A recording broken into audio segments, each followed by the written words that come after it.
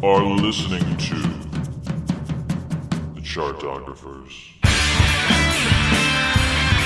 Hello, everybody!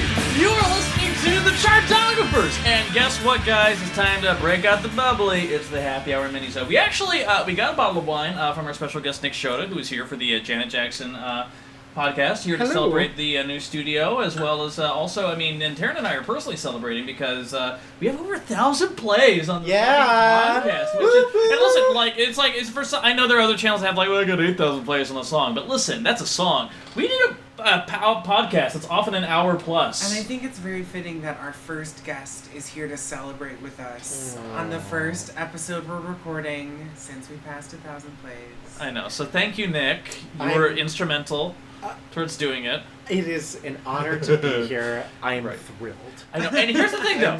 If you're listening to Happy Hour Minisode, I take it you listen to part 1 and part 2 of the most contentious Chartographers episode we ever had. Yeah, and that was even worse than December. Oh my god! Like but the thing is that we dug into the discussion and the cultural context and all the other different things. It was intense, guys. I'm so glad Nick Shoda is here. But now we get to loosen up. We get to rub our shoulders a little bit. We did it. I know, exactly. And now we get to talk about the fun stuff, including the first question we ask at the top of every Happy Hour minisode. What is the worst Janet Jackson song?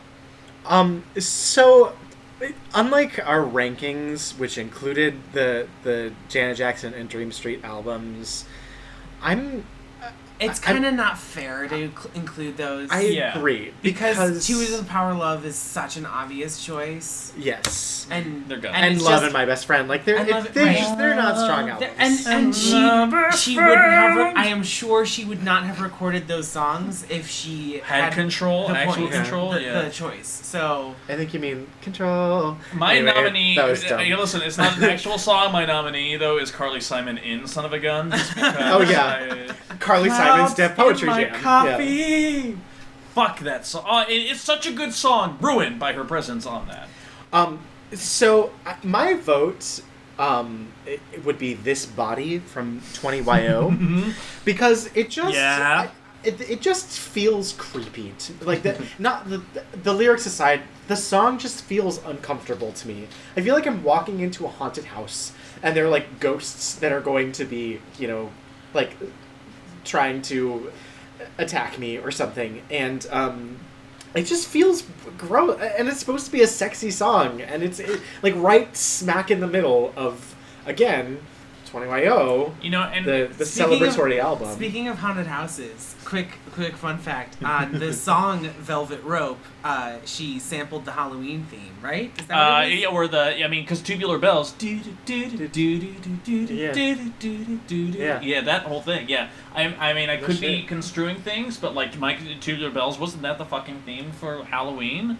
Like, it's that same... No, I'm thinking Halloween is... But yeah, Tubular Bells was used for a horror movie. It's the theme for... What is it? Holy shit. Oh, we sound so dumb. I know, it's okay. Guys, it's the Happy Hour minisode. We've been drinking. Yeah. So that's totally okay. It's all good. I know, exactly.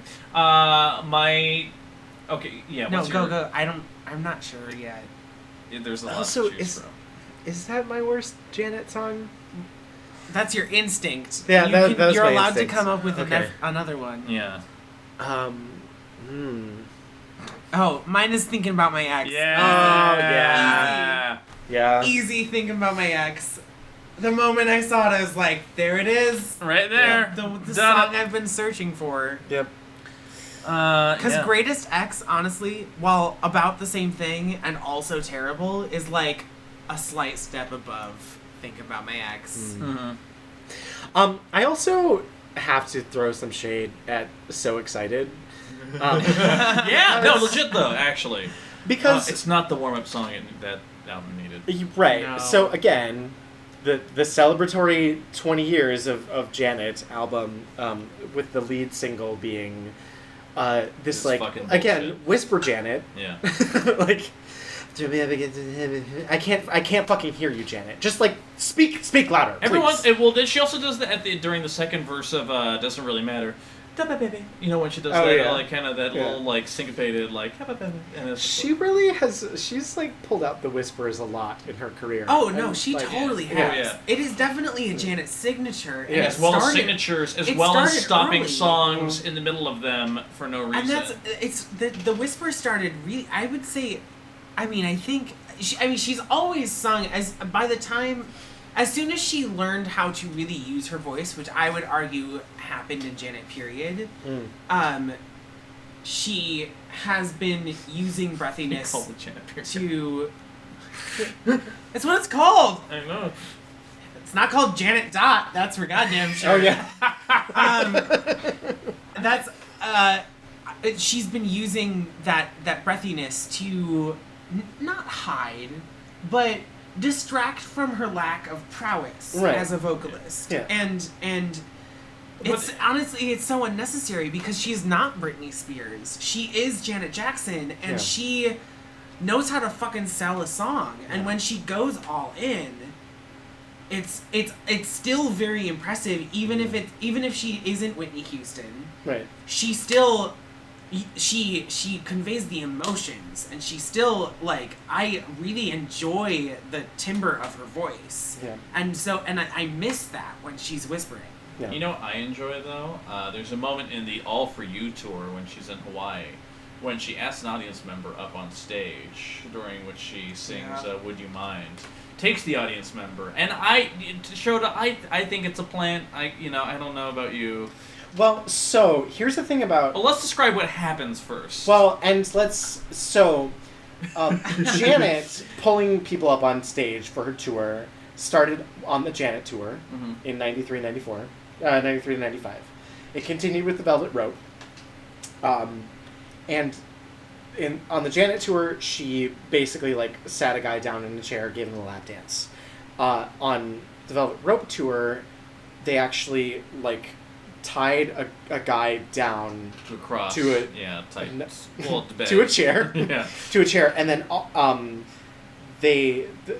her and two of her backup dancers did a pole dance for him. And then on All For You, they actually strapped him down, like full body strapped him down, and then like a cross, almost like an executioner's table. Yeah, well, and then on the Rock With You tour, Rock With You / Rock With You, depending on what the actual spelling is. The part 2 bit. They actually put him in a harness and like raised him up. It was like a whole mechanism. So basically, what you're saying is that tying people down on her tour got more and more intense with each. She put them in a bondage swing at the very end. Yes. Right. Yeah. Well, and so with the dildo mouth. Wait, are you saying she didn't sexually molest anyone during the Unbreakable tour? No, she did not. She also did not bring anyone up on stage during the number one's Up Close and Personal tour, which I also saw. But here's the other thing too. When she brings that person up for all free, she ties them down to the table, to the medical table, but then she puts her hand right on the crotch. Right on his dick. Yeah. Right on the dick. She rides him. Yeah. Grinds up on him, head in the crotch, everything. And like full on like kisses him on the mouth, the whole thing. Yeah. And so people. Does she though? Isn't her mic in the way the whole time? It's like that's true. The mic is directly in front of her. She always teases she that. teases. I don't think she actually like makes lip to lip contact though. That's true. I guess her mic is. I don't know. I feel like on like towards the very end, sure. maybe. I feel like she at least like plants one on the dude for a second. But okay, so people have asked her, like, how do you pick the guy in the audience? And she's very coy about it, and she says, well, there's always something that we look for, and my dancers always like try and pick the hottest guy, but there's always like one specific thing, but she won't say what it is. And I think Nick Shoda's theory. I have two theories. Either it's totally someone that they have pre-selected, like a Janet superfan, whatever, or it's someone that they randomly pick out of the audience, who happens to be wearing some form of Janet merchandise that they may have purchased from the venue that night. Okay. Huh. Because I feel like we're really digging into the conspiracy here, the strap down conspiracy. I could be wrong about this. I'm interested. Yeah. I may be wrong about this, but I think on the Velvet Rope live show, the guy was wearing a Janet Velvet Rope t-shirt. But the night that I saw the show, I don't think the guy was wearing any Janet memorabilia, but he was wearing an American flag bandana. I remember that very specifically. Then I also remember reading on the message boards at the time that... Oh my god, yes. Yes. I'm such a fucking Janet nerd. It's weird. Anyway. I didn't know it went quite that deep. Oh no. You were like a full He goes deep. fan. He goes deep. I've been a fan of this woman since I was 7 years old, so it's like intense. Remember that photo you sent me today? And I We'll get there in a minute. All right. We'll get there in a minute. But I remember reading at the time that some people speculated that the same guy was brought up on stage in multiple stops on her All For You tour. So it could totally be like a thing that they do. I mean, he's acting very well. Yeah, he's doing what he needs to do. But also, that photo you sent me earlier today. Also, one more thing about pulling guys up on stage. I just have to say this. There's footage on YouTube. I've been down Janet YouTube rabbit holes so many times. We're so shocked. I know, right? So, the original Velvet Rope live performance, she actually kicked the guy off stage and brought up another guy, which I think is interesting. And I don't know why. And I haven't gone down that deep enough rabbit hole to figure out why that might happen. Anyway. My first thought Yeah. is that in America, the country of litigation, any person that you are literally groping has signed a release form. You're right. And so I don't know if you they could have potentially him sign it after one quick right when you get that defeats the whole purpose. No, what but if like they in say, documentaries, they do that kind of thing all the time. They like film someone and then they're just like, "Hey, by the way, we signed this release." Otherwise, they'll blur out their face. allows them to use footage. This is like sexual assault. If there's a lawyer that's listening to the Chartographers, please get a hold of us. That's what I'm saying. Yeah. Is that or if Janet you Superfan are who going knows better to than if you us. are going to touch someone's crotch, you need their permission, especially if you are, especially if you are like a superstar. Yeah. Like, even if they are a huge fan of yours, they don't necessarily want that. So you have to have someone sign something. Remember Miguel at the Billboard Music Awards, the time he stage dived and his foot accidentally hit that fan and slammed their head into the stage and they sued him? Yeah. Yeah. That kind but of thing legit happens. though. Yeah. I mean, that's shitty. Yeah.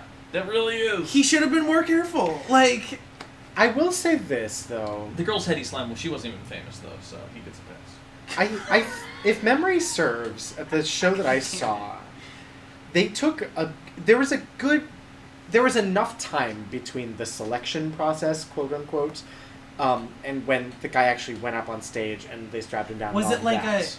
was there like a song in between, or like? No, but they took a very long time selecting the guy, and then there was also a long time between when they picked him and when he actually got up on stage. So it wouldn't totally surprise me.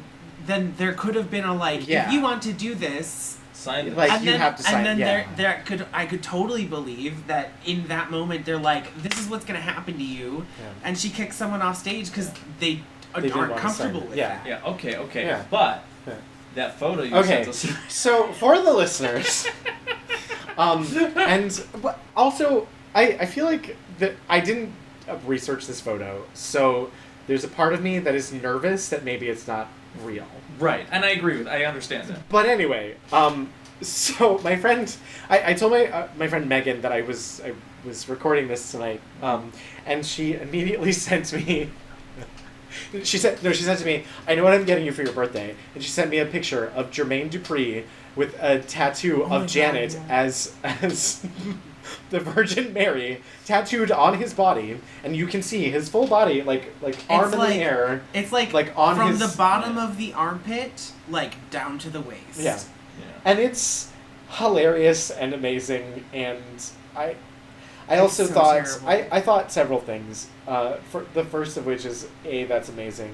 The second was it must have really hurt when they broke up and. B, C. Did I do A, B, and C? Yeah, you did. C. Yeah. C. Happy Hour Mini so good. C. it must have really hurt when he actually got that removed. If he did get, what if Jermaine Dupri totally still has a fucking Janet Jackson as a Virgin Mary? I would 100% believe it on his body. Side note: Jermaine Jackson, a different Jermaine. Yeah. You know what he named his kid, right? Your Majesty. Yeah. Did you know? Oh, I'm sorry. Is No. That's no. Yeah. Continue. Sorry. I just remember that David Letterman joke of it's like Jermaine Jackson named his kid Your Majesty. He named his other kid You're Gonna Get Your Ass Kicked. Yeah. But yeah. Along the same lines. It's a terrible joke. As part of Janet's rider for, Not Unbreakable. Want to say her number one's tour. Mm-hmm. She said that if she had any comedians opening for her, they couldn't make any reference to her family whatsoever, and that included Your Majesty, Michael's child molestation. Trials, yeah. like all kinds of stuff. I mean, that's just quality control. I don't there. think that's. I That's totally not outrageous understand demand. that. Oh, yeah. Exactly. Oh, I don't think it's egregious at all. Speaking of outrageous, though. But it's just a fun fact. Speaking of outrageous, Nipplegate. So we watched the halftime show from that year. We watched it, and Hey, that's a mess of a halftime show. And I was just thinking about this. Nelly, P. Diddy, Kid Rock. Yeah. Why did Kid Diddy, Rock? You're so fine. You're No so one fine. needed You blow Kid my Rock. mind. Yeah. No one. Yeah, Not even no one. then. They And- didn't even the 10 million people who bought his album didn't want Kid Rock. Yeah. He peaked a smooth like 4 years earlier than that. Right. Yeah. I think so. Yeah. But anyway, but Janet, she opens the show, does a song, And fine, then she ends great. the show. And then she ends the show Yeah. with Justin Timberlake doing his Michael Jackson reject "Rock with You," whatever that song is called. What's it called? Gonna Rock Your Body. Right. Rock Your Body. Yeah, which Michael Jackson legitimately did reject, which makes sense with the chronology of Justin Timberlake's life. What But if? I know. What if in an alternate universe Oh. Michael Jackson had recorded "Rock Your Body" instead of But Justin listen to Timberlake? Oh my God, Invincible. Nipplegate never would have happened. But listen to Invincible, Vibrations and it explode. totally makes sense. Janet wouldn't have lost all relevance. But here's the thing, though. So then there's that thing, and clearly, Nipplegate, Justin Timberlake reached over, I'm going to get you naked by the end of the song, rips off her, Her bra instead of her bustiers. But, like, explanation. it was Yeah. totally, because there's a part earlier on when one of the dancers is choreographed, she tries to reach for the exact same area, a female dancer, and Janet, bats her off or whatever. So clearly, I feel like that moment was planned, because also she has the nipple pasty right there. Like, clearly that was going to happen. That was intended. So I'm not sure it was okay. intended. I've I had think so she many has the thoughts nipple about this. pasty because she's wearing leather with no bra. And that's gonna chafe, motherfucker. I'm But 100% why isn't she wearing a serious. bra? Well, Legit. Because you can't wear a bra with that outfit. It has open shoulders. And I think that a lot of people Nipplegate argued that there conspiracy now. was actually, so in the analyses I've read, people have done. The dissertations. People have commented on Justin actually holding that piece of leather with red lace or red something attached to it. Uh-huh. So Janet's narrative after the fact about there allegedly being a red bra that was supposed to be revealed may or may not be somewhat legitimate. But here's what the thing that confuses me about this situation. There's several things. Yes. One, Justin Timberlake got away from that whole thing unscathed. Oh, yeah. Which is Right. amazing. Yes. Yeah. No one ever was like, oh, hey, Justin, maybe it's not a great idea to grab someone's breast on national television on the biggest event of the television right, here. Where the fuck was the quality control for the Super Bowl? They had to watch that show 80 times, right? Well- every moment of that show had to have been pre-approved. So and I totally agree with that, which also makes there's so many things about that situation that are totally inexplicable. For me, that point makes the fine to the network and the NFL make sense. Not so much Janet. Right. See, the thing is for me, it's a terrible halftime show this. anyway, It's a FYI. terrible halftime show, Yeah. but doing this research week, made me reading about Demita Joe and 20-Year-Old, even if they're not great albums, they still should have been much more successful than they were. Yeah. And it just makes me, it's depressing to read about. It's depressing to look at what happened to her career after that, especially because of how common tits are on TV. Especially these days. Especially Post these Game of days. Thrones, It just, like, it doesn't make any sense for someone that was so influential and so massively popular and so sexual in the first place that her boob coming out is what, like, took down her career. It just doesn't make any sense. And the publicity stunt element of it, I go back and forth on it because there are certainly elements of the way that it was executed and the way that they talked about it both beforehand and people on her staff talked about it afterward. Like, there was I want to say a makeup artist or a choreographer, someone who's associated with it, who talked about it recently on the anniversary, because we have to commemorate the 10-year anniversary of Nipplegate for whatever goddamn They released an reason. album for it, 10YO Nipple. Right, yeah.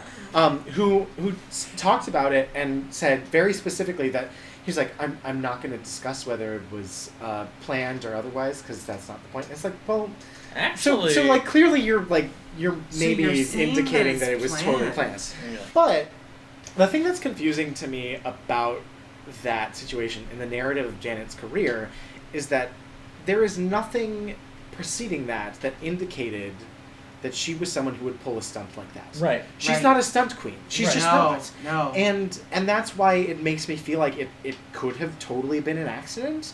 But then on the other hand, the way that it was talked about beforehand, they, Janet herself, I think, at one point indicated that there was going to be some sort of, like, there were going to be surprises or whatever. But and I the don't know if surprise she was Justin Timberlake, which they announced right before it happened. Right. The surprise guest, Justin Timberlake. And then it starts. Like, well, you just announced the surprise. That's stupid. And It's then not a surprise. there was a certain, I don't know, there are lots of things about it that it's either it was totally planned or it was totally not. And either way, Janet has subsequently been completely disrespected by any number of people, including Michael Powell, the chairman of the FCC at the time. I can't. Yeah, no, you're right. Was that Yeah, his name? yeah. Who, went out and said that it was deplorable and all whatever kinds of, faux outrage, and then later said, "Oh, I really had to turn on the outrage for that one, more or less." And it's like, well, Wow, that's kind of sentence. great. And then the other thing that baffled me, I remember feeling this way at the time. We're talking so much about this. So, Of course we are. I remember thinking. So I was a senior in high school when that happened, and I was a junior in college. Sophomore or freshman. And we wound up, I remember that happening when I was watching, like, whoa, did that just happen? And Right. I was just like, yeah, could someone see if that's real? And, like, 10 minutes later, it's up on the internet. Yeah. The new internet, in 2007.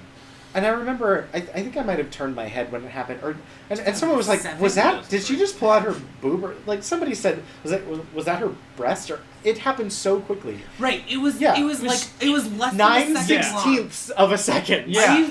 9/16. Wow. Yeah. And then That they is what has immediately been cut popularly away reported. to Yeah. the explosions To the of wide fireworks. shot. Yeah, Yeah. exactly. So, And meanwhile, sorry, I just have to say this one. And I remember thinking at the time, I was like, wait a second. 11 years ago, this woman had a picture of herself with a man covering her boobs, like her jeans unzipped, like nothing else. far more unclothed than this 9/16 of a second that was nationally published, and nobody gave a shit.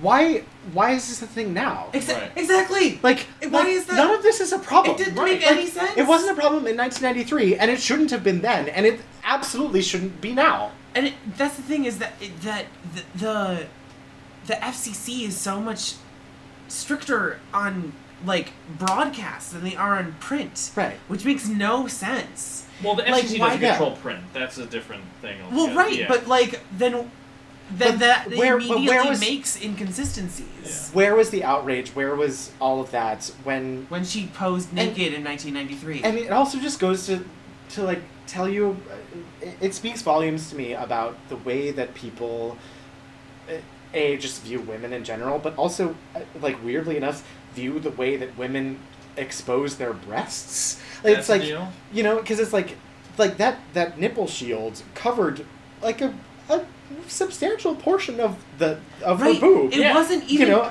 like, like- literally in the Super Bowl. I feel like we see just as much boob sometimes. Yeah, it's just right. like a remember different like part remember of like it. 1999 2000 when Lil Kim put out How Many Licks, that song, and she's walking around in the video just wearing the exact same type nipple of thing. pastries. And then she walked out. Delicious. And she walked out at the VMAs in '99 with the blue. And then there was thing that Jennifer with- Lopez yeah. dress from the Oscars. You know that Yeah. one that That went down to her vag. Yeah. No, I mean it was kind of see through too. That was the other thing. I don't know. But, There's just it's a weird. It was, and at the time, I think I can't remember if it was Jezebel or Atlantic. Some or other- it was one of them. Yeah. One of them did a 10 year anniversary of Nipplegate, whatever. 10 10. Remembering Nipplegate And they- 10 years after the fact. Yeah, like totally dissecting the thing from her perspective and his perspective and how he was treated versus the way that she was treated. Yeah. And eventually, like, the conclusion that they came to was like, maybe what happened was totally what was supposed to happen, but clearly Justin Timberlake got off way easier than she did, and that's bullshit. Well, yeah.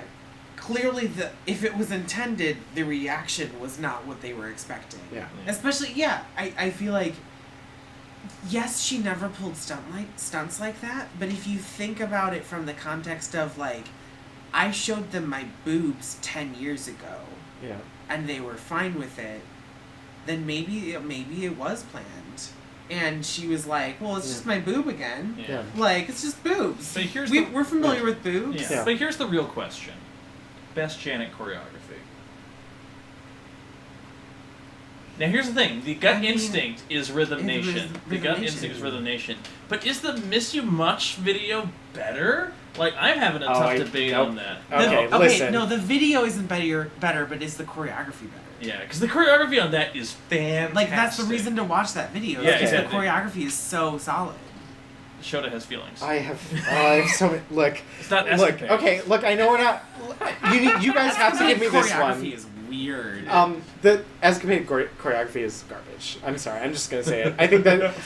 We did that choreography my first year in the Wisconsin Singers, the show choir, and it was like as we hottest were bit. learning it, I was like, this is very odd. It was really fun to do. Yeah. And it reads, but it's not. It's not Janet choreography. It's not like coming off of Rhythm Nation and Miss You Much for Escapade to be sort of like. I mean, but the feeling and is, shimmy. I don't know. It's The like, feeling it felt is weird so to me. much is so different though. Yeah. Like those Rhythm Nation and Miss You Much are so powerful and hard hitting, and Escapade is so like happy and like, oh my Yeah. god, it's literally, she says we'll have a good time. Like, Yeah. so the We'll have a choreography good is not going to be taking itself as seriously.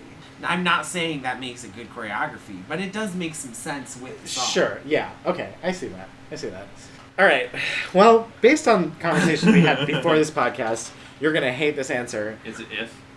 The If choreography is the best choreography she's ever done in her goddamn career, and I don't want to hear anything else from you motherfuckers. Here's why. I don't hate the choreography. I don't like that video. So, okay, I think it's important, and I realized this a couple nights ago. A friend of mine pulled it up on YouTube, and there are different edits of the video. Uh-huh. There's one that's like, I guess maybe the original edit, that totally cuts, Cuts out a dance portion. well, it cuts out a lot of the choreography. And then there's an all dance version where the focus is just the choreo. And the choreo in that Korea video. does that all the time. Yeah. I swear, Korea took their whole model off of the If video. It's like because anyway, it's carry on. so good. Okay, listen. Let me tell you this. When Janet fucking stomps down, when the doors open and the then- curtains are and the flowing, giant and she curtain fucking monster stomps attacks down her. those stairs, Yeah. I'm in heaven. And when they do the breakdown, the breakdown in If is like the sharpest choreography I think I've ever seen, other than Rhythm Nation, but it's the sharpest and sexiest choreo that I think she's ever done. And that's why it's such a staple for Janet fans. Like, even now in her, like the Unbreakable tour, Mhm. you will see 3 bits of choreo. You will see the Rhythm Nation stuff, but even that is probably going to be a little. Maybe that's a lie. No, you'll see Rhythm Nation. you'll see a little bit of Miss You Much, and you will see the breakdown in If. Because that's like, those are her iconic moments. I think her best choreography was from the What's It Gonna Be video with Busta Rhymes. I thought she was just fantastic standing there in that. I know that this is your apartment, but you can leave. I don't know what you're I think you mean recording studio. Recording studio is what you mean. Oh, sorry. Yes. Sorry. Oh, sorry. You're a recording studio. Yeah, Yes. very good. Yes. Any other closing thoughts, Shoda? Have we, what, I feel like there's so much to... There's always something to say, right. I mean, yeah, do you, any other, like, really interesting stories you have to tell? The craziest Janet story? Her addiction to interludes? And quaaludes. She did have a strange lawsuit that happened in the early... it was around, like, 2000. It was around the time that she got divorced from Renee Elizondo. Uh-huh. And her personal chef filed a lawsuit against both her and Renee Elizondo, claiming that she obtained prescriptions in his name, that they both obtained prescriptions in his name that were unauthorized, and the doctor who prescribed was eventually reprimanded in some way. And the prescriptions were for things like, it was like antidepressants and like a hepatitis vaccine and maybe like something for I don't know. It was for things like things that you actually need medication for. Not right. fun Not like yeah. fun medication. Right. Which was interesting because when I did a little bit of a dig into that because it's all on Smoking Gun. Yeah. And I expected something like provocative, you know, scandalous. like painkillers or something like that. But it was like slightly embarrassing medications. Right. Well, the kind of things that like Yeah. you don't necessarily want to have like in the pharmacy under Janet Jackson. Right. Right. I mean, I get it, Yeah. but also My favorite story was finding out she was briefly married to DeBarge. I couldn't believe that shit. Can you feel the rhythm of the night? Somebody wanna say myself outside. That DeBarge. Yeah. I couldn't, and then it was done, and she got that annulled, and like, bop. First time I fell in love, I didn't know what hit me. That was. Yeah, what about? oh, fair. Yeah. Yeah. Okay. I know. And now she has control. Yeah. Because she got There that you shit go. annulled. Yeah. Annulled. So that being said, guys, thank you, Nick Shoda. Thank you so much for being guys. here. We got to talk about Thank Janet you. for 2.5 hours, or more than that actually, and I'm amazed by that. Taran, Yeah. thank you. That was. I mean, we went into. I had an idea of Janet going into this. I feel like I know so much more coming out of it. I loved my Janet journey. Yeah.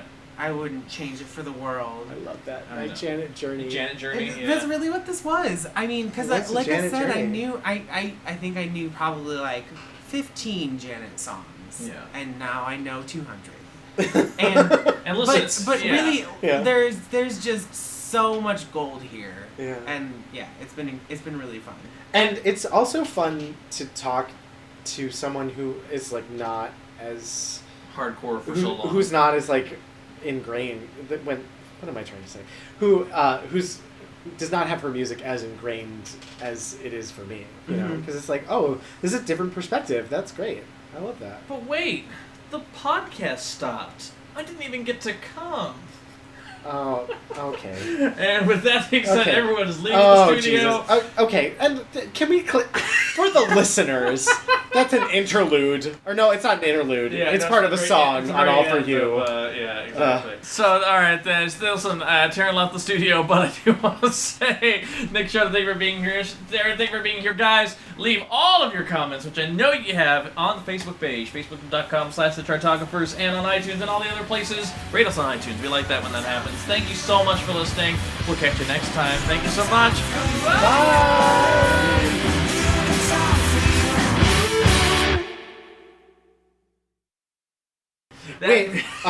Wait. More applicably, Yes. is that the end?